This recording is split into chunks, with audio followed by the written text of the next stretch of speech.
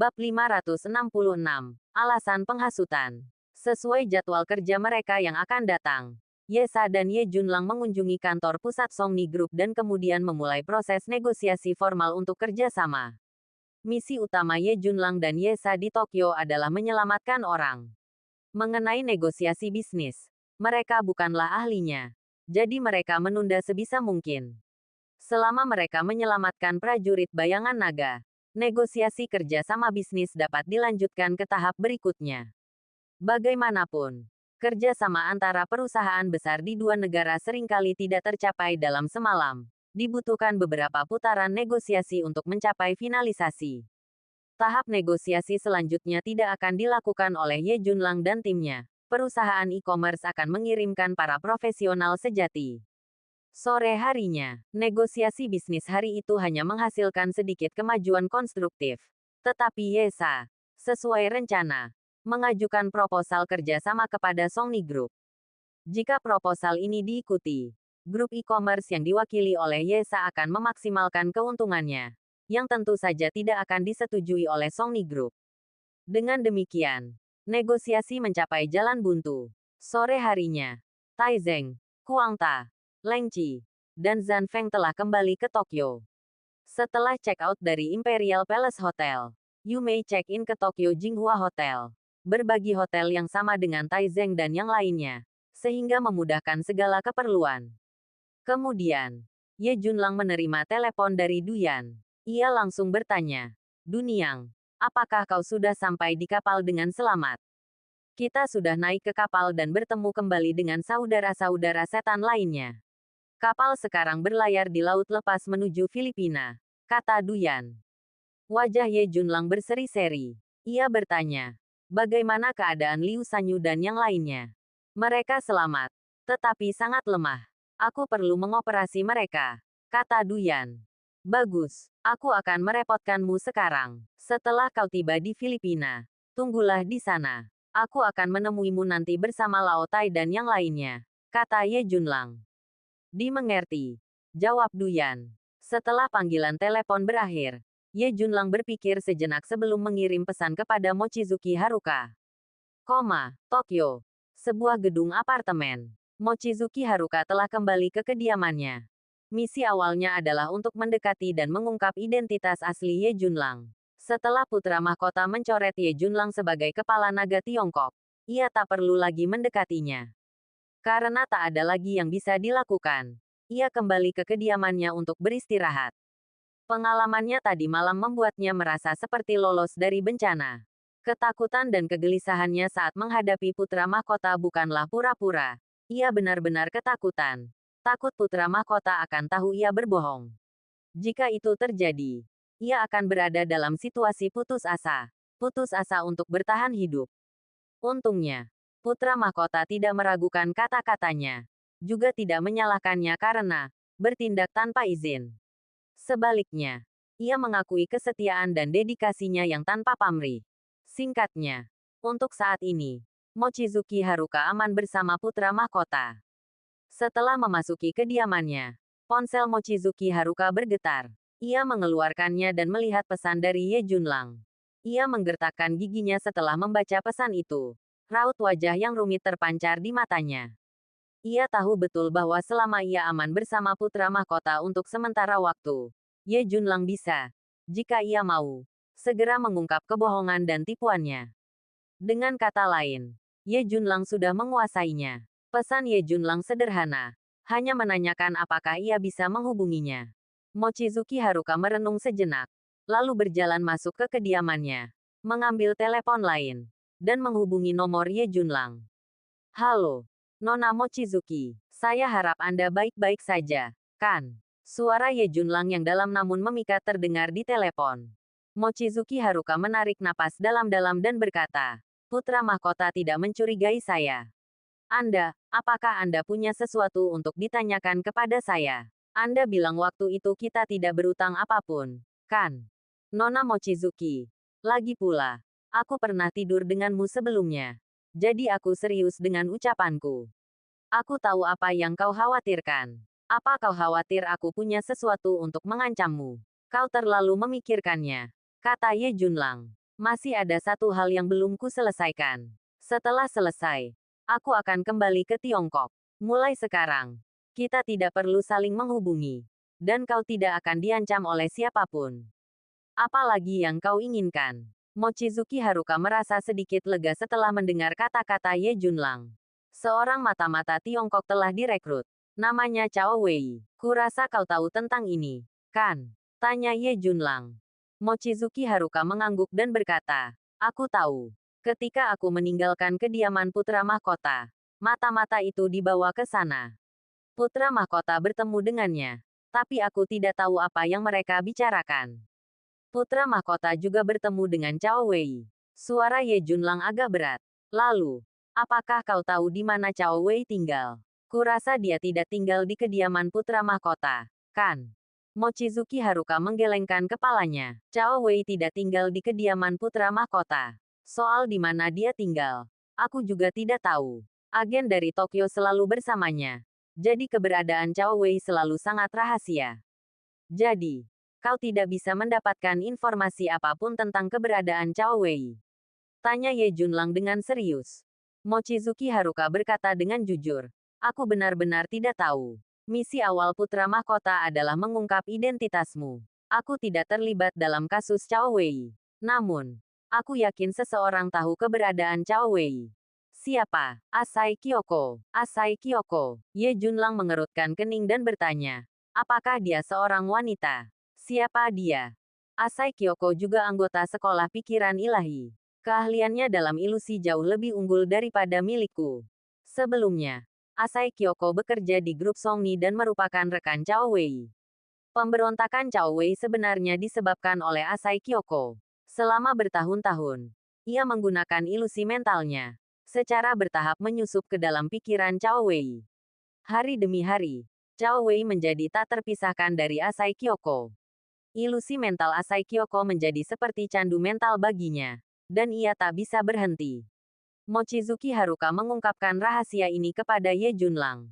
Seperti dugaanku, pikiran Cao Wei dikendalikan oleh ilusi, yang menyebabkan pemberontakannya. Ye Junlang menarik napas dalam-dalam dan melanjutkan. Katakan padaku, di mana Asai Kyoko ini? Aku akan memberimu alamatnya. Disinilah Cao Wei dan Asai Kyoko tinggal bersama. Aku tidak yakin apakah Asai Kyoko masih tinggal di sana, kata Mochizuki Haruka. Baiklah, kata Ye Junlang. Mochizuki Haruka mengedit pesan dan mengirimkannya kepada Ye Junlang dengan alamat yang spesifik. Bab 567. Aksi malam ini. Hotel Istana Tokyo. Setelah Ye Junlang menutup telepon, kilatan cahaya melintas di matanya. Ia keluar dari kamarnya, mendekati kamar Yesa, dan membunyikan bel pintu. Sejak putra mahkota yakin Ye Junlang tidak ada hubungannya dengan perannya sebagai kepala naga Tiongkok. Tidak ada mata-mata yang mengintai di hotel untuk memantau Yesa dan Ye Junlang. Hal ini membuat tindakan Ye Junlang jauh lebih mudah. Bel pintu berbunyi, dan Yesa membuka pintu. Lalu Ye Junlang masuk. Ye Junlang berkata langsung, kami telah mendapatkan beberapa informasi tentang keberadaan Cao Wei. Mata Yesa berbinar, dan ia buru-buru bertanya, apakah kalian sudah menemukan keberadaan Cao Wei? Ye Junlang menggelengkan kepalanya dan berkata, saat ini, Dinas Rahasia mengawasi Cao Wei dengan sangat ketat. Saya khawatir tidak ada yang tahu keberadaan Cao Wei kecuali putra mahkota dan Dinas Rahasia.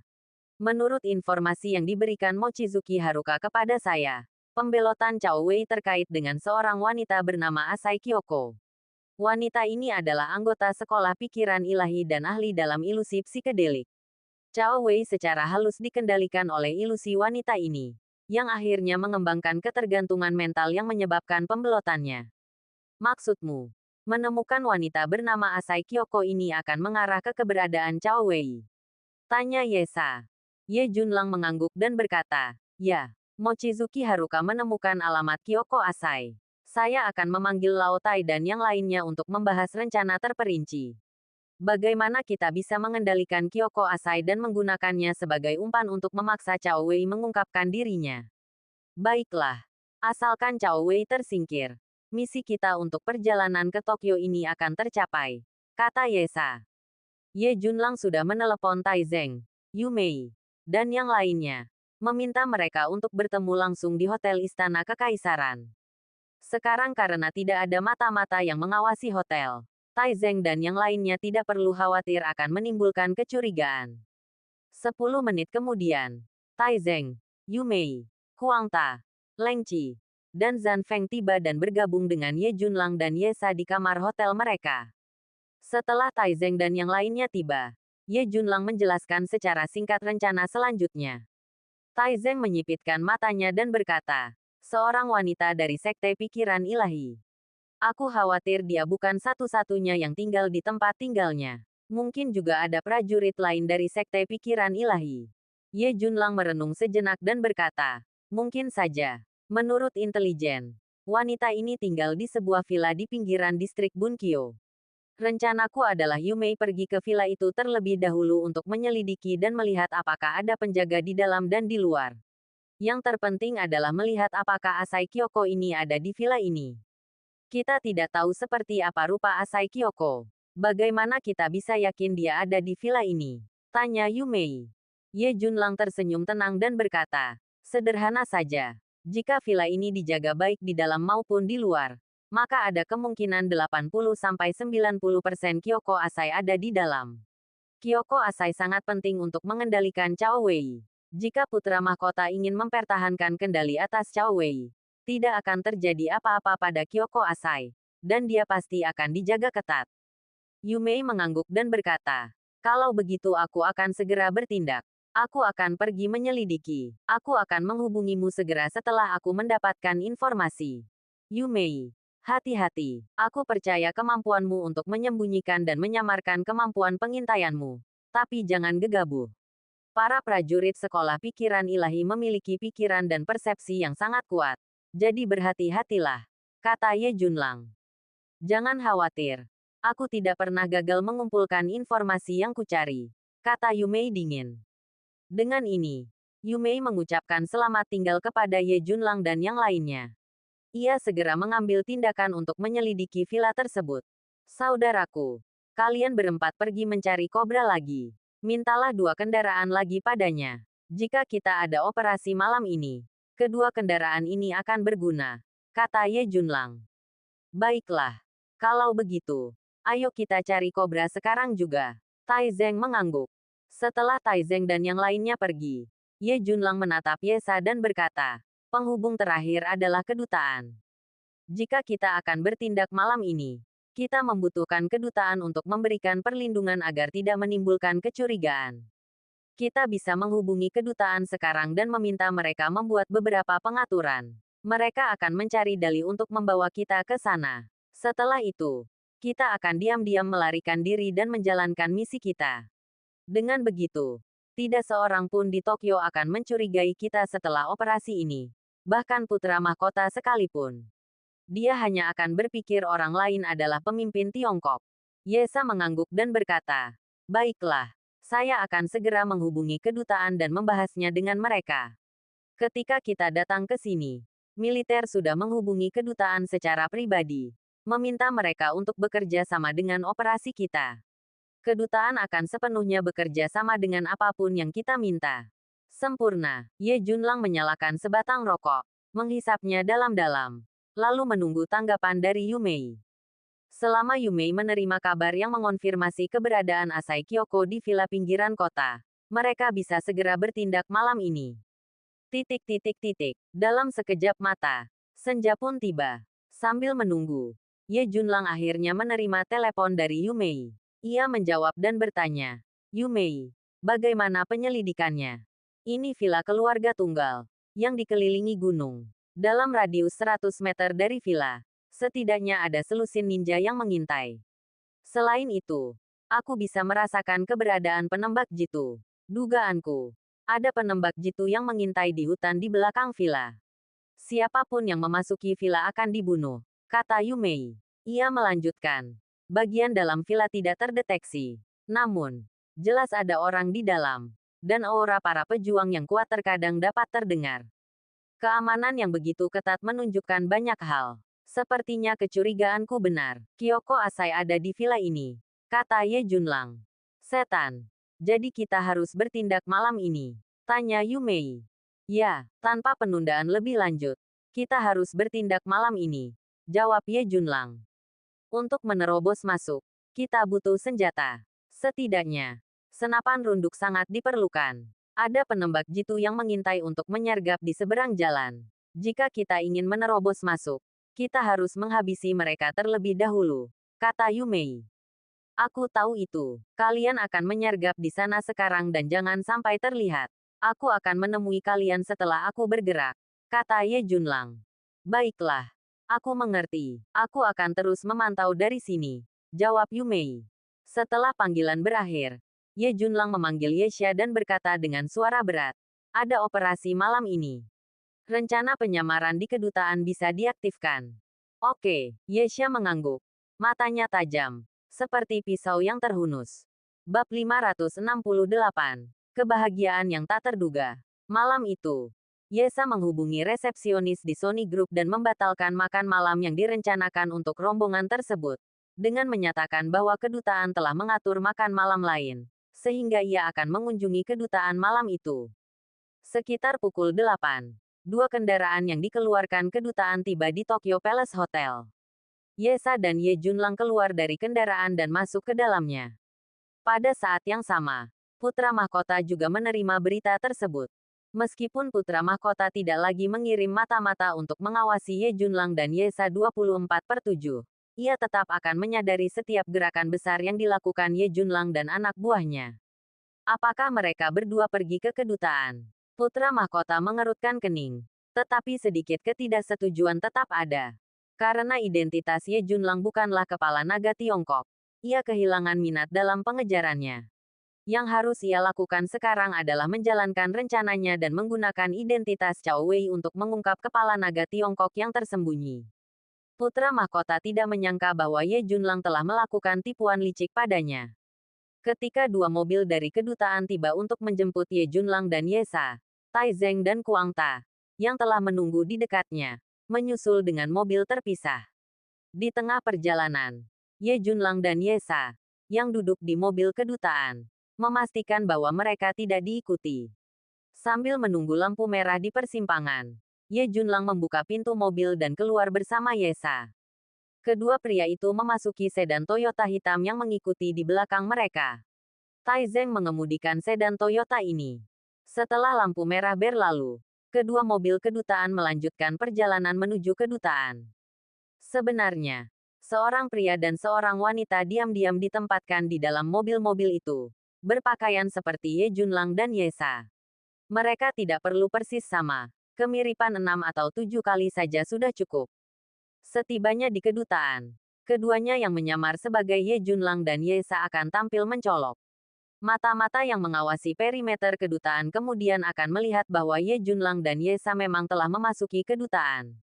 Sebenarnya, Ye Junlang dan Yesa yang asli sedang duduk di dalam mobil yang dikendarai Tai Zeng, melaju kencang menuju distrik Bunkyo. Hei, sobat, bagaimana senjata di Cobra? Tanya Ye Junlang. Ada senapan runduk tipe 99 dan tipe 20. Sisanya senapan serbu dan pistol, kata Tai Zeng. 2 senapan runduk saja sudah cukup. Yu Mei dan Xiaoleng akan bertugas menembak jitu. Setelah kita menghabisi semua musuh di luar, kita akan langsung masuk, kata Ye Junlang. Tai Zeng terkekeh dan berkata, aku hanya berharap malam ini bisa sama seperti tadi malam, pertarungan yang seru. Ye Junlang menyalakan sebatang rokok, menghisapnya, dan berkata, setelah misi di Tokyo ini selesai, sudah waktunya kita berangkat ke Amerika Selatan. Kerja sama Legiun Setan kita dengan Modality juga harus diselesaikan. Mata Tai Zeng meredup. Kilatan dingin melintas di matanya. Dia berkata, Bos Ye, memang ada banyak angkatan bersenjata di Amerika Selatan. Singkatnya, tulang ini tidak mudah dikunyah. Namun, Legiun Setan kita tidak takut pada tulang apapun, sesulit apapun. Yang kita kekurangan sekarang adalah tenaga kerja. Ekspansi Legiun perlu dilanjutkan. Kita bisa merekrut prajurit dari wilayah terluar Legiun. Meskipun itu hubungan tentara bayaran, kata Ye Junlang. Tai Zeng mengangguk dan berkata, itu pendekatan yang layak. Sedangkan untuk prajurit pinggiran, aliansi tentara bayaran punya banyak. Kita akan membahas detailnya setelah misi di Tokyo selesai, kata Ye Junlang sambil berpikir. Malam semakin larut. Dua mobil melaju kencang menuju pinggiran distrik Bunkyo. Titik pertemuan Ye Junlang dan Yu Mei adalah di persimpangan tiga arah menuju villa di pinggiran kota. Tak lama kemudian, saat kedua mobil terus melaju, mereka memang melihat permukaan jalan dari persimpangan tiga arah. Ye Junlang menyuruh Tai Zeng mengemudi ke pinggir. Setelah kedua mobil berhenti, Ye Junlang membuka pintu dan keluar. Saat ia hendak mengeluarkan ponselnya untuk menghubungi Yu Mei, ia melihat sesosok melintas di sebelah kanannya. Yu Mei muncul dan berjalan keluar. Yu Mei, seberapa jauh tempat ini dari villa? Tanya Ye Junlang. Sekitar 15 kilometer, kata Yu Mei. Kalau begitu, ayo kita menyelinap ke sana. Mengemudi ke sana akan terlalu mencolok. Bukankah ada penembak jitu di sisi lain? Selama mobil berada dalam jarak 1 kilometer dari garis pandang penembak jitu, mereka akan terdeteksi melalui teropong mereka, kata Ye Junlang. Kalau begitu, ayo kita menyelinap ke sana, kata Tai Zeng juga. Kemudian, kedua mobil itu langsung memasuki area hutan di sebelah kanan percabangan jalan dan parkir. Bagasi salah satu mobil terbuka, memperlihatkan sebuah kotak besar berisi senjata. Misi penembak jitu diberikan kepada Yu Mei dan Leng Qi. Leng Qi memilih senapan runduk tipe 99 miliknya, sementara Yu Mei mengambil senapan runduk tipe 200. Ye Junlang dan Ye Sa masing-masing mengambil 2 pistol, sementara Tai Zeng, Huang Ta, dan Zhan Feng masing-masing membawa senapan serbu. Setelah semuanya siap, Ye Junlang dan kelompoknya memulai gerakan siluman cepat mereka. Ye Junlang dan rekan-rekannya menjauh dari jalan masuk dan merayap maju menembus hutan tanpa bersuara. Dipimpin oleh Yu Mei. Setelah sekitar 20 menit, mereka melihat sebuah villa bergaya rumah bangsawan dari titik tinggi. Lampu di villa menyala, dan dengan bantuan teropong penglihatan malam, mereka samar-samar dapat melihat sosok-sosok di luar. Ye Junlang mengamati posisi mereka dan memastikan bahwa villa bergaya rumah bangsawan itu berjarak sekitar 2 hingga 300 meter. Setelah keluar dari hutan, mereka perlu menyeberangi persimpangan untuk mendekati villa. Menurut Yu Mei, ada seorang penembak jitu yang mengintai di lereng bukit di belakang villa. Penembak jitu itu pasti memantau setiap pergerakan di luar villa. Jika Ye Junlang dan rekan-rekannya muncul dengan gegabah, mereka akan jatuh ke dalam jangkauan pandang penembak jitu. Oleh karena itu, perhatian utama adalah bagaimana cara menghabisi penembak jitu itu. Kak Ye, ada sesuatu yang terjadi. Sebuah mobil sedang menuju villa ini. Saat itu, Zhan Feng, yang sedang berjaga, mendekat dan berbisik. Ye Junlang mengangguk. Ia terus mengamati villa di depannya melalui teropong malamnya. Tak lama kemudian, dua mobil terlihat. Mereka memasuki villa, dan beberapa sosok muncul dari dalam mobil. Di antara mereka, satu sosok menarik perhatian Ye Junlang. Sosok ini bertubuh sedang, mengenakan kemeja abu-abu. Begitu keluar dari mobil, Ye Junlang melihat sekilas sosoknya, dan sebuah nama langsung terlintas di benaknya, Cao Wei.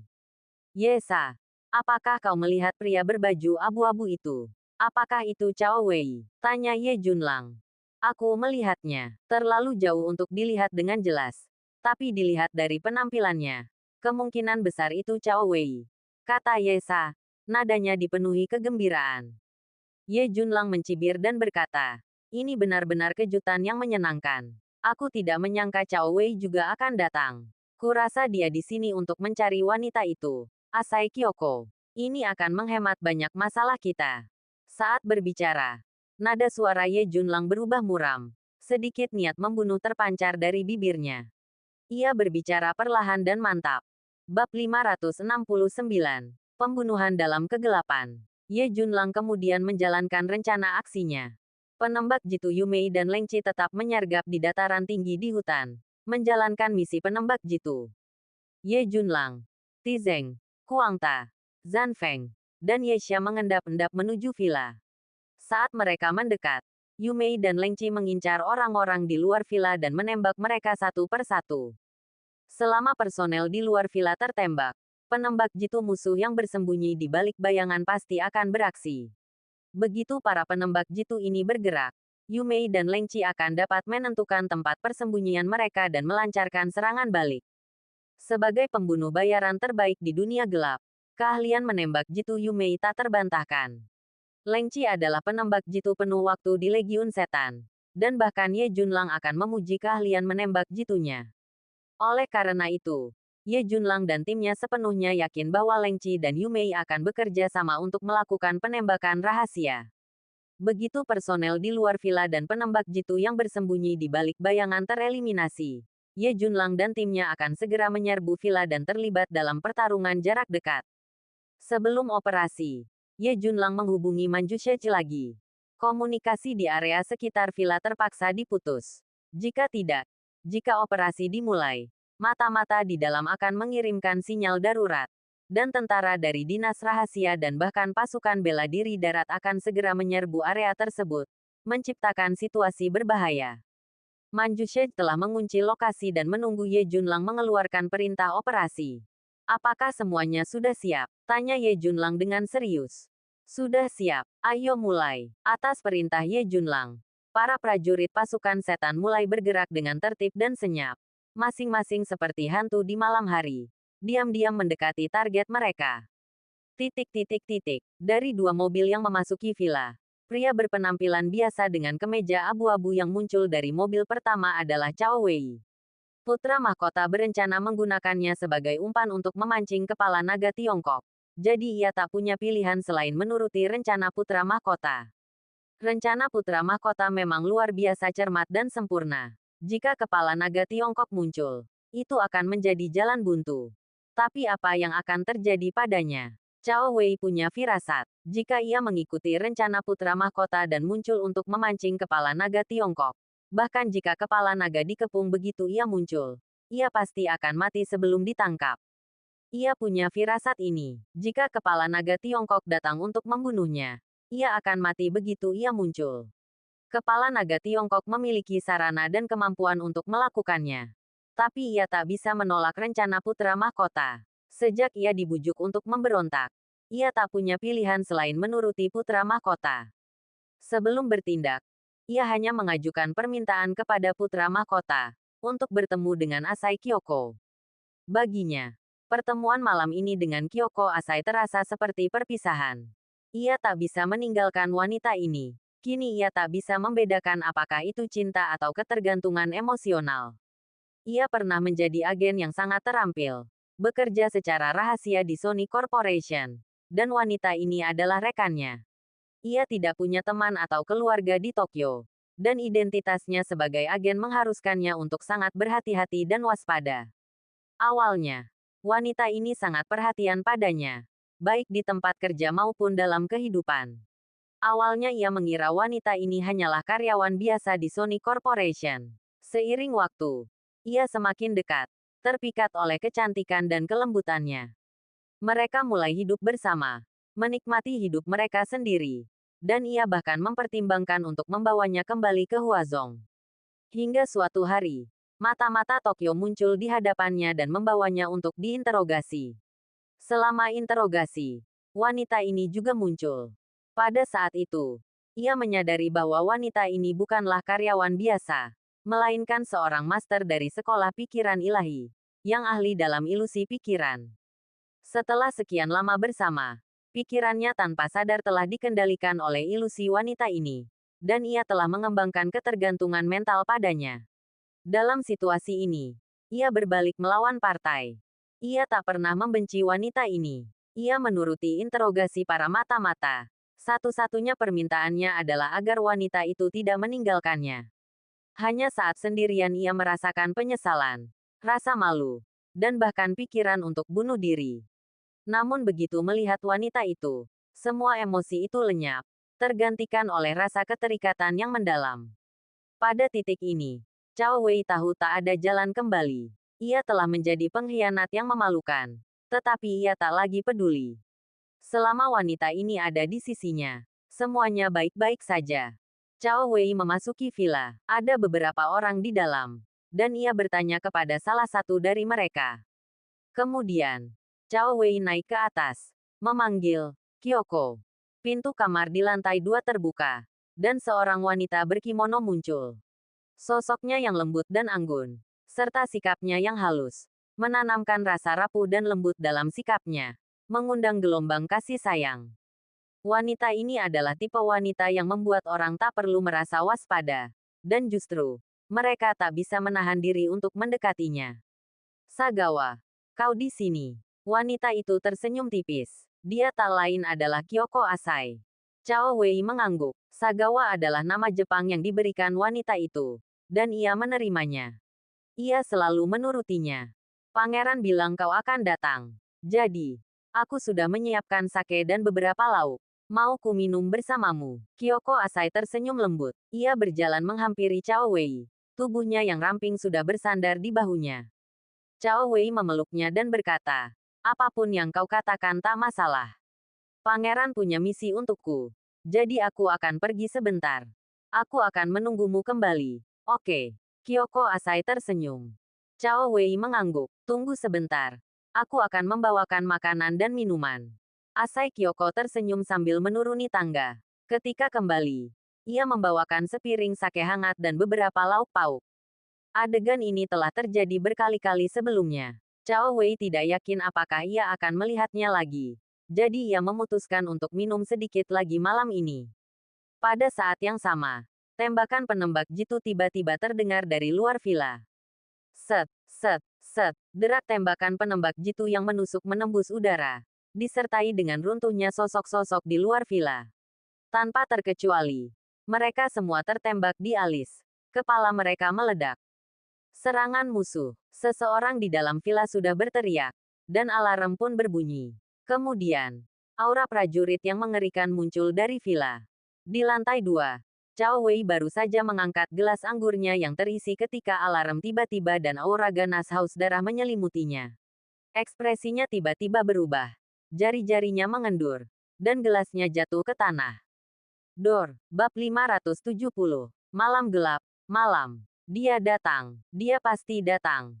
Cao Wei bergumam. Wajahnya memucat dan ketakutan. Mata Asai Kyoko menjadi tajam. Dan ekspresinya langsung berubah sedingin es. Sangat kontras dengan penampilannya yang rapuh dan halus sebelumnya. Dia berkata, Sagawa, siapa yang kau bicarakan? Siapa yang datang? Kepala naga Tiongkok. Pasti dia. Dia datang. Cepat. Beritahu putra mahkota. Kirim bala bantuan. Orang-orang di sini bukan tandingan kepala naga. Teriak Cao Wei. Asai Kyoko tak berani menunda dan segera mengeluarkan ponselnya untuk menelepon.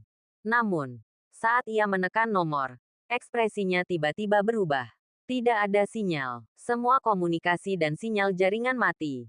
Tidak ada cara untuk menghubungi putra mahkota. Wajah Cao Wei memucat mendengar ini. Di luar villa. Mereka yang bersembunyi di luar villa dibantai dan dibunuh satu per satu.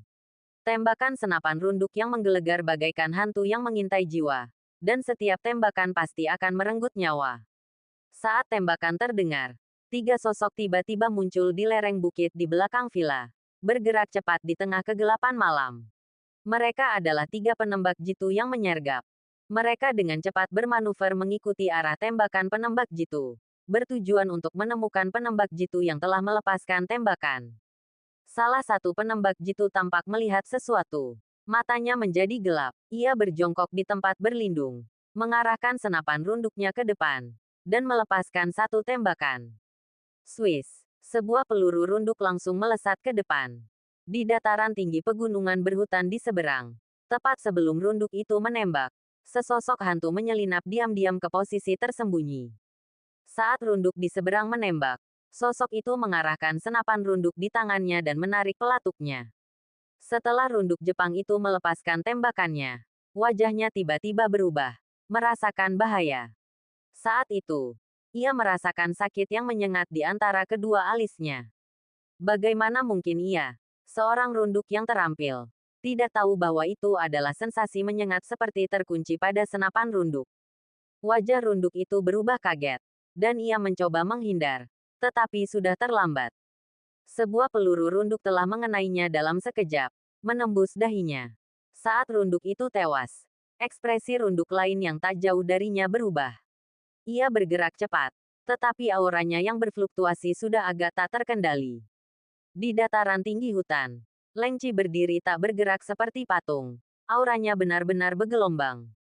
Tepat setelah Yu Mei membunuh penembak jitu lawan dengan satu tembakan, ia langsung merasakan sedikit aura yang tidak biasa. Leng Qi, tanpa ragu, mengunci arah aura tersebut dengan senapan runduk tipe 99-nya dan menembak dengan cepat. Swiss, satu peluru runduk melesat, menewaskan penembak jitu Jepang yang bergerak cepat itu. Sebelum ia sempat menghindari perlindungan, sebuah peluru merobek tenggorokannya. Hanya tersisa satu penembak jitu. Yu Mei dan Leng Qi muncul, bekerja sama untuk mengunci penembak jitu terakhir di sisi berlawanan. Leng Qi melepaskan beberapa tembakan, memaksa penembak jitu itu menghindar untuk mencari perlindungan lagi. Saat penembak jitu itu muncul, tembakan mematikan Yu Mei telah melesat, menembus tubuh penembak jitu itu dan hampir membelahnya menjadi dua. Pada saat ini, beberapa mata-mata bersenjata bergegas keluar dari villa. Yu Mei dan Leng Qi mengayunkan senjata mereka dan mengunci para mata-mata. Swiss, Swiss, Swiss. Dengan dua penembak jitu ini, berapapun banyak yang bergegas keluar dari villa, mereka tidak akan mampu membunuh mereka semua. Tanpa kendali penembak jitu, tembakan Yu Mei dan Leng Qi lebih bebas dan tak kenal takut. Sementara itu, di luar villa, Ye Junlang telah memimpin serangan, diapit oleh Tai Zeng, Kuang Ta, Zhan Feng, dan Ye Sa. Di jendela lantai 2 dan 3 villa, orang-orang bersenjata yang siap menyergap telah menunggu. Mereka melihat Ye Junlang dan yang lainnya tergeletak di tanah dan hendak membidik ketika Swiss, Swiss, tembakan penembak jitu lainnya terdengar entah dari mana, dan kepala para penembak di lantai 2 dan 3 hancur berkeping-keping, mengirimkan gumpalan darah berceceran ke udara. Pemandangan itu mengerikan. Pada titik ini, Ye Junlang dan yang lainnya telah bergegas masuk ke villa tanpa hambatan. Tai Zeng, Kuang Ta, dan Zhan Feng bersenjatakan senapan serbu, melepaskan tembakan beruntun dengan cepat. Rentetan tembakan yang hebat menyapu gerbang utama villa. Rentetan peluru yang dahsyat melepaskan tembakan yang mematikan. Orang-orang lain di dalam villa tidak berani menunjukkan wajah mereka. Pertama, karena tembakan yang sangat kuat. Dan kedua, peluru penembak jitu yang mematikan yang dapat mengenai kapan saja. Siapapun yang berani menunjukkan wajah akan langsung terbunuh. Dengan tembakan yang sangat kuat dari Tai Zeng dan anak buahnya, Ye Junlang dan Ye Sa bergerak, menyergap di kedua sisi gerbang. Merasakan kehadiran seseorang di dalam, Ye Junlang memberi isyarat kepada Ye Sa. Ye Sa mengangguk. Kilatan mematikan di matanya. Pada saat itu, Tai Zeng dan ketiga orang lainnya juga diam-diam berhenti menembak. Ye Junlang dan Ye Sa, yang sedang menyergap di kedua sisi gerbang, tiba-tiba bergegas masuk ke ruang tamu villa dengan suara mendesing.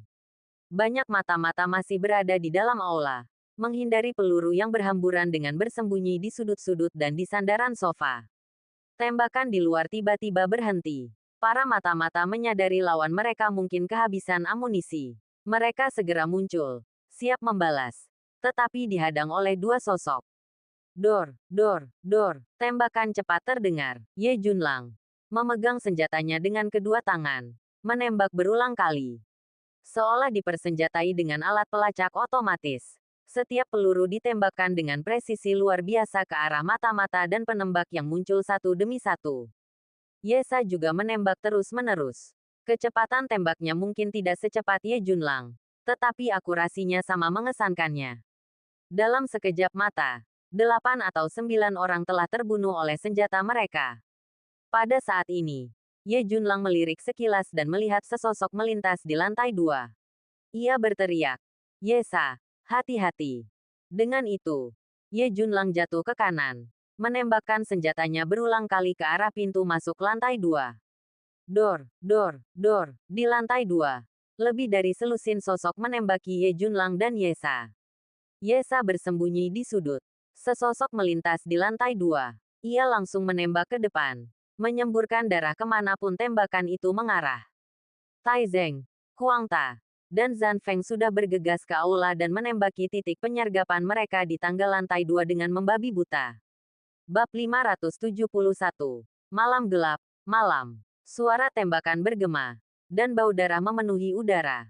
Villa, baik di dalam maupun di luar, berubah menjadi medan perang, dengan asap mengepul seperti iblis yang sedang berpatroli. Di lantai atas, wajah Cao Wei memucat. Pertempuran yang tiba-tiba itu membuatnya benar-benar lengah. Ia langsung mempertimbangkan untuk bergegas keluar bersama Asai Kyoko dan melarikan diri. Namun, gempuran tembakan yang tiba-tiba dan intens, ditambah dengan akurasi penembak jitu yang luar biasa, memaksanya mundur ke lantai 2 untuk bersembunyi dan melakukan serangan balik segera setelah ia dan Asai Kyoko mencapai tangga. Masih ada beberapa orang di lantai 2, termasuk 8 mata-mata, 6 ninja dari sekolah Tianren, dan prajurit dari sekolah Senian. Kita harus keluar, tinggal di sini berarti mati. Cao Wei berbicara dengan suara berat. Semua orang di area itu tahu ini. Kuncinya adalah bagaimana cara turun. Tangga sudah dihujani tembakan yang intens. Jika ada orang dari pihak mereka yang muncul dari sana, mereka akan disambut dengan rentetan energi yang mengerikan. Kematian yang pasti. Pada saat ini, seorang ninja Tianren berkata dengan muram, "Aku bisa menciptakan kesempatan untuk menyerang. Kita harus cepat dan tidak memberi musuh waktu untuk bereaksi." Dengan ini, ninja itu melesat maju. Dan dengan tangan kanannya, ia dengan cepat melemparkan benda-benda bulat ke arah dasar gedung. Saat bola-bola itu menyentuh tanah, mereka meledak seperti petasan. Dan kemudian kabut tebal mengepul, dengan cepat menyelimuti seluruh aula lantai pertama. Hati-hati, berlindunglah untuk saat ini. Di lantai pertama, Ye Junlang segera berteriak setelah melihat ini. Khawatir asapnya mungkin mengandung gas beracun. Ye Junlang dan yang lainnya mundur sedikit. Pada saat itu, serangkaian sosok gelap dengan cepat bergeser dari tangga. Masing-masing dari mereka mengangkat tangan kanan mereka. Dan tiba-tiba, Swiss, Swiss, Swiss. Kilatan cahaya dingin menyambar. Dan gumpalan cahaya dingin tanpa pandang bulu menyerang Ye Junlang, Tai Zeng, Kuang Ta, dan yang lainnya seperti bunga surgawi. Mata Ye Junlang menggelap. Niat membunuh terpancar di dalamnya. Ia mengenalinya. Panah meteor. Ye Junlang dan yang lainnya terus menghindari panah meteor yang datang. Pada saat ini, sosok-sosok dari lantai 2 juga bergegas turun. Langsung menyerbu ke arah tempat persembunyian Ye Junlang dan rekan-rekannya dengan momentum yang dahsyat. Tidak ada racun dalam asap. Hanya kehadiran yang serupa. Taktik ninja yang umum. Melihat musuh di lantai 2 menyerbu ke arah mereka, mata para prajurit pasukan setan di lapangan memancarkan semangat juang yang membara dan niat membunuh. Wus, dari sudut di sebelah kanan, Kuang Ta tiba-tiba bergerak dan menyerbu. Kecepatannya begitu tinggi sehingga ia menghantam beberapa prajurit Senian seperti tank lapis baja, sekaligus melancarkan tinju besinya yang besar ke arah musuh di sekitarnya. Wus, wus, wus, Tai Zeng, Yu Mei, Ye Xia, Leng Qi, dan Zhan Feng juga bergegas keluar. Pedang mereka terhunus. Dengan aura tak kenal takut dan haus darah, mereka menyerbu ke depan, menyerang para ninja Tianren, mata-mata Jepang, dan prajurit Senian yang berkerumun. Ye Junlang menendang dengan kakinya dan melesat menuju tangga. Cao Wei tidak termasuk di antara sosok-sosok yang bergegas turun dari lantai 2, tetapi ia bisa merasakan aura halus yang berdenyut dari sana. Aura halus ini sangat luar biasa, memancarkan aura yang kuat, seolah menunggu mangsanya datang kepadanya. Saat Ye Junlang menyerbu ke depan, sebilah pedang cahaya menebas dari samping. Dan pada saat yang sama, sesosok gelap melintas dari belakang, menusuk punggungnya dengan belati. Bahkan di bawah serangan dari kedua belah pihak, Ye Junlang tetap tenang. Senyum sinis tersungging di sudut mulutnya. Dengan tangan kanannya, ia mengayunkan pedangnya ke samping, menangkis serangan pedang itu. Kemudian, secepat kilat, tangan kirinya menancap ke depan, mencengkeram leher prajurit sekolah pikiran ilahi. Dengan satu putaran tangan, ia menarik prajurit itu secara horizontal ke belakangnya. Swiss, dalam sekejap, belati yang menyerang dari belakang menembus dada prajurit pikiran ilahi, menembus seluruh area hingga gagangnya menghilang. Itu adalah seorang ninja tenin. Melihat ini, ekspresinya berubah, dan dia mundur dengan tergesa-gesa. Tepat saat dia mundur, sesosok mengejarnya seperti bola meriam. Pedang yang menghunus cahaya dingin, langsung menuju tenggorokannya. Wajah ninja tenin dipenuhi kengerian. dan dia mengayunkan belatinya berulang kali, menangkis pedang yang datang. Tepat saat ninja Tianren itu berjuang untuk membela diri, tinju kiri Ye Junlang, yang membawa kekuatan dahsyat, menghantam ke depan, menembus dada dan perut ninja itu. Pukulan ini benar-benar pembunuh. Pukulan itu mengenai dada dan perut ninja itu, melepaskan semburan kekuatan, Abyssal Smash, yang mengalir deras ke seluruh tubuh ninja itu, langsung menghancurkan organ-organ dalamnya dan membunuhnya seketika. Ye Junlang mundur dan berlari menuju tangga lagi. Karena Cao Wei tidak muncul di lantai dasar, dia pasti ada di lantai atas. Tujuan utama operasi ini adalah untuk menangkap dan membunuh Cao Wei. Jadi Ye Junlang mengarahkan pandangannya padanya. Ye Junlang bergerak cepat. Sesampainya di tangga, dia melesat ke atas dengan cepat, sambil tetap waspada terhadap situasi di atas, siap menghadapi ancaman apapun yang datang. Ye Junlang baru saja bergegas menaiki tangga ke lantai 2 ketika tiba-tiba. Seberkas cahaya pedang menebas ke bawah, langsung menuju Ye Junlang. Tepi tajam pedang itu berubah menjadi kilatan petir, dipenuhi dengan niat membunuh yang tak berujung saat menebas. Hanya sedikit yang mampu menahan atau menghindari serangan itu dalam keadaan seperti itu. Pertempuran di lantai pertama sudah sangat sengit. Tai Zeng meraung dengan geram. Ia merebut katana dari tangan seorang samurai Jepang dan menebasnya. Darah menyembur dan kepala-kepala berjatuhan kemanapun katana itu melewatinya. Aura Yumei sedingin es, dan mata di balik topeng berwajah hijau dan bertaringnya tampak dingin dan tanpa emosi, hanya dipenuhi dengan niat membunuh yang dingin dan menusuk tulang. Sosoknya sesulit hantu, dan dengan satu serangan, bila melengkung di tangannya akan mengiris leher lawan hingga garis fatal. Kuang Ta telah mempersenjatai dirinya dengan buku-buku jari kuningan, senjata ampuh untuk pertarungan jarak dekat. Jika terkena kekuatan Kuang Ta yang tak terkendali, mustahil untuk bertahan hidup. Yesa juga menunjukkan keahlian bertarung jarak dekat yang luar biasa. Pedangnya berlumuran darah. Ia tampak sangat berani. Terkadang menyerang lawan dengan tinju dan tendangan. Daya ledaknya tak jantan, memancarkan aura heroik dan berdarah besi. Bunuh! Leng Qi dan Zhan Feng berteriak dingin. Tubuh mereka bergerak cepat saat menghadapi musuh di sekitar mereka. Leng Qi ahli dalam menembak jitu, tetapi ia juga sama terampilnya dalam membunuh. Zhan Feng sesuai dengan namanya. Ketajamannya terpancar. Niat membunuhnya terukir di matanya.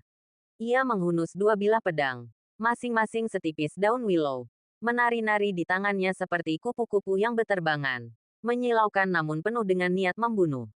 Bilah-bilah pedang menyambar bagai kilat, meninggalkan jejak cipratan darah di belakangnya. Pertarungan berdarah pun terjadi.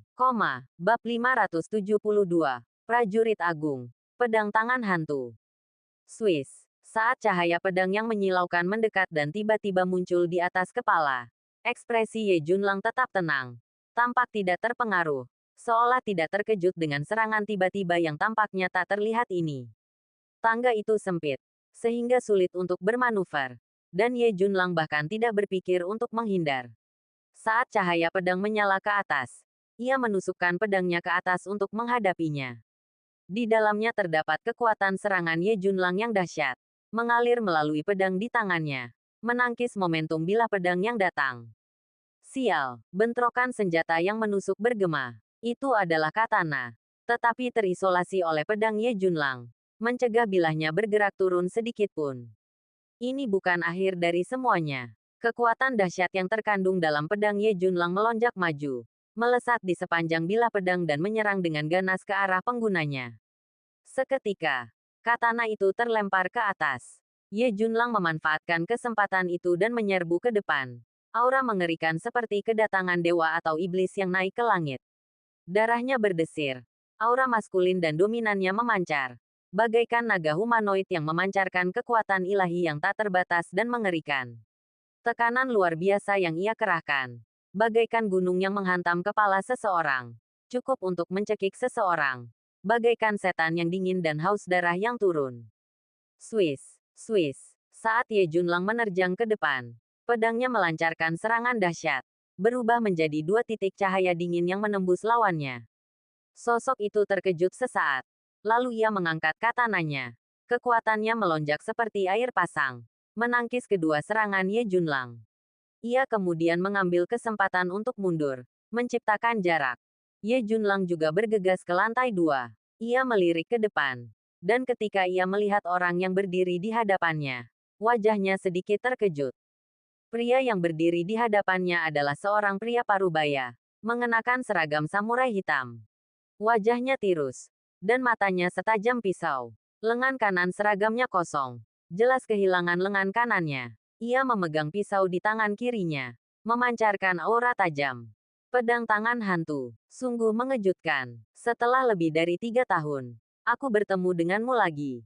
Ye Junlang berbicara dengan acuh tak acuh, menatap prajurit parubaya di hadapannya. Setan, prajurit parubaya yang dikenal sebagai pedang tangan hantu itu berbicara kata demi kata. Nadanya dipenuhi kebencian dan amarah. Matanya, yang menatap tajam ke arah Ye Junlang, tampak berkobar dengan kebencian. Ia tak akan pernah melupakan pembalasan dendam atas lengannya yang terpenggal. Lengan kanannya telah terpenggal oleh Ye Junlang bertahun-tahun yang lalu. Pedang tangan hantu adalah seorang pendekar pedang Shinto Ryu. Lebih dari 3 tahun yang lalu, ia memimpin lebih dari 100 prajurit Shinto untuk mengepung Legiun Setan. Tetapi mereka kembali dengan kekalahan. Ia sendiri menderita lengan yang terpenggal. Dan jika ia tidak segera melarikan diri, ia pasti sudah mati. Setelah kembali, ia merenungkan masa lalunya. Alih-alih membiarkan kehilangan lengan kanannya yang memegang pedang membuatnya putus asa, ia beralih menggunakan pedang dengan tangan kirinya dan mengembangkan teknik bertarung pedang kidal yang unik. Sekarang, ilmu pedangnya telah mencapai tingkat ke-8. Secara resmi memasuki ranah seorang pendekar agung. Belum lama ini, para pendekar Shinto Ryu berkelana ke Tiongkok. Tetapi aku membunuh mereka. Salah satu dari mereka, Sato Suda, tampaknya adalah muridmu. Sebelum meninggal, ia berkata bahwa gurumu akan segera datang untuk menemanimu. Sepertinya aku menepati janjiku. Setelah malam ini, kau boleh pergi ke neraka untuk menemani murid-muridmu, kata Ye Junlang acuh tak acuh. Sayangnya tidak. Sebelum pedang tangan hantu sempat berbicara, sebuah suara yang kuat bergema dari ruangan di dekatnya. Kemudian, pintu kayu ruangan ini terbuka, dan seorang prajurit parubaya muncul. Dia adalah sosok yang tegap, bergerak secepat angin. Dia memancarkan aura perkasa seberat gunung, menyerupai kera humanoid. Dia juga seorang prajurit hebat setingkat samurai, tetapi bukan dari aliran Shinto, melainkan dari aliran Senian. Namanya Ishino Takeki. Kemunculan dua pendekar hebat itu cukup membuktikan rasa hormat sang pangeran yang tinggi terhadap Cao Wei dan Asai Kyoko. Terbukti dari fakta bahwa ia telah mengirim dua pendekar hebat itu untuk perlindungan, bersama dengan banyak mata-mata, ninja, dan pendekar dari aliran Shinto dan Shinen. Setan, hari ini adalah kematianmu. Pedang tangan hantu mengangkat tangan kirinya, mengarahkan katana di tangannya langsung ke Ye Junlang. Ye Junlang mengamati pemandangan itu. Matanya menyipit saat ia berkata, Cao Wei, di jam segini, kau masih berani tidak menampakkan diri. Berapa lama kau bisa bersembunyi? Berdiri dan bertarunglah. Jika kau seorang pria, kau akan hidup mewah di negara kecil ini selamanya. Tak tersentuh. Aku ragu wanita Jepang kecil itu telah mengikis kejantananmu, kan? Mantan agen dinas rahasia Cao Wei memberi salam kepada kepala naga. Sebuah suara dingin bergema, dan Cao Wei muncul dari sebuah ruangan, diapit oleh Asai Kyoko. Mata Ye Junlang sedikit menyipit saat ia menatap Cao Wei, lalu melirik Kyoko Asai di sampingnya. Nada suaranya dipenuhi sarkasme saat ia berkata, apakah wanita ini yang membuatmu mengkhianati negaramu, prinsipmu, dan keyakinanmu? Aku tahu bahwa bagi Tiongkok dan dinas rahasia, aku sudah berdosa. Sekarang setelah semuanya menjadi seperti ini, aku tidak punya apa-apa untuk dikatakan, dan aku tidak bisa kembali. Terkadang, satu langkah yang salah mengarah ke langkah berikutnya, dan ketika kau melihat ke belakang, kau sudah jatuh ke dalam jurang. Cao Wei menarik napas dalam-dalam, ekspresinya tenang. Ia terkekeh merendahkan diri dan berkata, Putra Mahkota berulang kali menargetkanmu, tetapi akhirnya mengucilkanmu. Karena yakin kau tidak layak memimpin Tiongkok. Dia salah. Dan begitu pula kami. Sungguh langka bagimu untuk memiliki kesadaran seperti itu. Kau berhak membuat pilihanmu sendiri. Tetapi terkadang, memilih jalanmu sendiri membutuhkan kekuatan. Jadi, pada akhirnya, semuanya tentang tinju. Berjuang. Ye Junlang berteriak dingin. Seluruh tubuhnya mendidih dengan semangat juang dan niat membunuh. Aura pembunuh berdarah yang dipancarkannya tampak nyata, mengubah lantai 2 menjadi neraka merah darah. Dan dialah penguasa neraka itu, setan. Bertarunglah bila perlu, tanpa rasa takut. Inilah sifat asli setan. Dua prajurit hebat, seorang agen papan atas, dan seorang ahli ilusi dari sekolah pikiran ilahi. Mereka berempat diam-diam membentuk serangan penjepit, menjebak Ye Junlang di dalamnya. Meskipun jumlah mereka lebih unggul, tak seorang pun berani menunjukkan sedikit pun rasa jijik. Karena di hadapan mereka berdiri kartu truf terkuat militer Tiongkok, kepala naga. Dan juga pembunuh setia dunia gelap, setan. Swiss. Pedang tangan hantu menyerang lebih dulu. Ia mengangkat katananya. Seketika berubah menjadi pedang secepat kilat. Dipenuhi niat membunuh. Dan langsung menuju ke tenggorokan Ye Junlang. Ishino Takeki juga bergerak. Melangkah keluar dari samping. Sebelum ia sempat mencapainya. Sebuah katana yang ia genggam dengan kekuatan dahsyat dan dahsyat. Menebas ke arahnya. Sekilas cahaya cemerlang terpancar di mata Cao Wei. Tetapi ia tetap tak bergerak. Seperti seorang pemburu. Menunggu kesempatan yang tepat untuk menyerang. Sedangkan Asai Kyoko. Ia tiba-tiba mulai menari. Aroma aneh tercium di udara saat ia bergerak. Tariannya adalah tarian pedang. Indah untuk ditonton. Namun sekilas pun dapat menarik perhatian. Pada saat yang paling tidak terduga, pedang setajam salju seputih salju itu akan menyerang. Bab 573. Pertempuran Solo. Semangat bertarung Ye Junlang melonjak. Kekuatannya sendiri tak tertandingi. Tetapi ia tidak melebih-lebihkannya. Ia dapat melihat bahwa ilmu pedang-pedang tangan hantu memang telah berkembang lebih jauh dari sebelumnya. Terlebih lagi, kombinasi memegang bilah pedang di tangan kirinya membuat serangannya semakin aneh dan licik. Membuatnya sulit untuk dilawan. Sedangkan Ishino Takeki, katana di tangannya dipenuhi dengan kekuatan yang tak tertandingi. Dan ilmu pedangnya benar-benar berbeda dari pedang tangan hantu. Ilmu pedangnya dipenuhi dengan aura yang ganas dan kuat. Menyapu namun memiliki kecanggihan yang tak tertandingi. Kedua prajurit hebat ini saling melengkapi. Menutupi kekurangan ilmu pedang masing-masing. Bekerja sama untuk membunuh musuh. Mereka seringkali melepaskan kekuatan yang dahsyat dengan usaha yang lebih sedikit. Ye Junlang mengayunkan pedangnya ke depan. Langsung menangkis katana yang datang dari pedang tangan hantu. Ia kemudian menukik ke kanan, menghindari serangan Ishino Takeki. Setelah mendarat di tanah, Ye Junlang mengumpulkan momentum dan melontarkan dirinya ke arah pedang tangan hantu bagaikan bola meriam. Niat membunuh yang dahsyat merasukinya. Jurang yang mengerikan. Penjara yang dalam. Kekuatan yang meletus dalam sekejap sungguh mengerikan. Ekspresi pedang tangan hantu tiba-tiba berubah.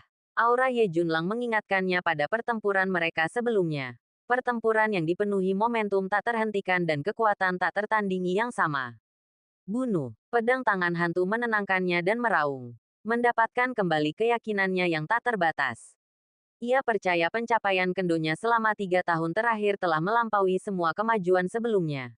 Dia telah mencapai tingkat kendo ke-8. Dia sangat yakin bisa mengalahkan Ye Junlang dan membalas kekalahannya sebelumnya.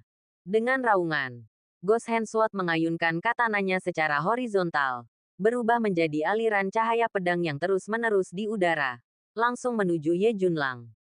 Sial, kedua senjata itu beradu. Ghost Hand Sword mengangkat tangan, sementara tangan Ye Junlang hanyalah sebuah pedang.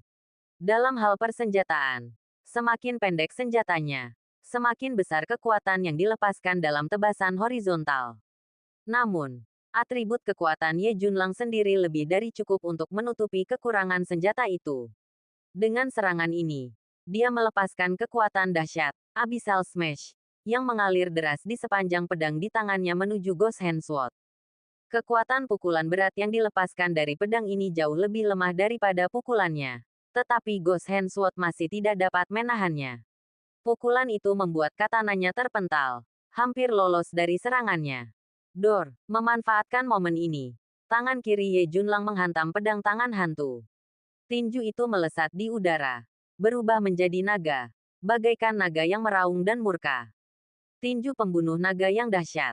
Ye Junlang melepaskan kekuatan tinjunya yang dahsyat, didorong oleh niat membunuh yang tak terbatas, dan menyerang pedang tangan hantu. Pedang tangan hantu tetap tenang dalam menghadapi bahaya. Tanpa sempat menghunus pedangnya, ia mengangkat kaki kanannya, yang tampak berubah menjadi katana tajam, membawa serangan pedangnya sendiri, untuk menghadapi serangan Ye Junlang. Dor, dengan satu pukulan, kekuatan serangan kritis yang melekat meletus dengan dahsyat, menciptakan pukulan yang menusuk dan menghancurkan yang benar-benar menghancurkan energi pedang terkonsentrasi yang dihasilkan oleh kuda-kuda kaki pedang tangan hantu. Tubuh pedang tangan hantu langsung terguncang ke belakang. Raut wajahnya menunjukkan keterkejutan dan kemarahan. Ye Junlang tidak memanfaatkan kesempatan untuk mengejar, karena katana Ishino Takeki menebasnya dengan kecepatan kilat. Bilahnya bagaikan pelangi, megah dan kuat. Bilah-bilah cahaya saling bertautan, membentuk jaring energi bilah yang menyelimuti Ye Junlang. Ini adalah teknik pedang paling terkenal dari sekolah pikiran ilahi. Satu pikiran, 1000 tebasan bilah. Ye Junlang berputar tiba-tiba, menghadapi gempuran jaring energi bilah milik Ishino Takeki. Ye Junlang hanya melancarkan satu jurus. Membunuh paus di laut. Ia melepaskan jurus tinju pembunuh paus bayangan naga ini dengan pedang di tangannya. Pedang itu adalah tinjunya, dan tinjunya adalah bilahnya. Ia selalu sangat percaya diri dengan tinjunya. Ujung pedang yang menyala-nyala bagaikan gelombang pasang. Seolah-olah seekor hiu paus telah melompat keluar untuk melahap mangsanya. Tepat saat ujung pedang yang tajam, dipenuhi dengan niat membunuh yang tak terbatas, terpancar darinya.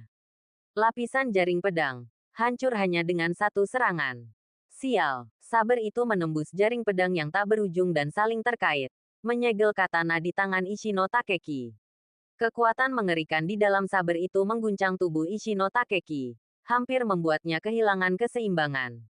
Pada saat itu, Cao Wei, yang tadinya tak bergerak, melompat maju seperti ular berbisa yang menunggu kesempatan. Kilatan cahaya dingin terpancar dari telapak tangannya, langsung menyerang punggung Ye Junlang. Serangan Cao Wei cepat, waktunya tepat, dan setiap serangannya merupakan pukulan fatal. Sebagai agen papan atas, kekuatan Cao Wei menyaingi prajurit pasukan khusus papan atas. Bahkan, dalam pertarungan hidup mati, para agen memiliki keahlian yang lebih banyak. Faktanya, dari 4 orang di lapangan, hanya satu yang layak mendapatkan perhatian Ye Junlang, Cao Wei.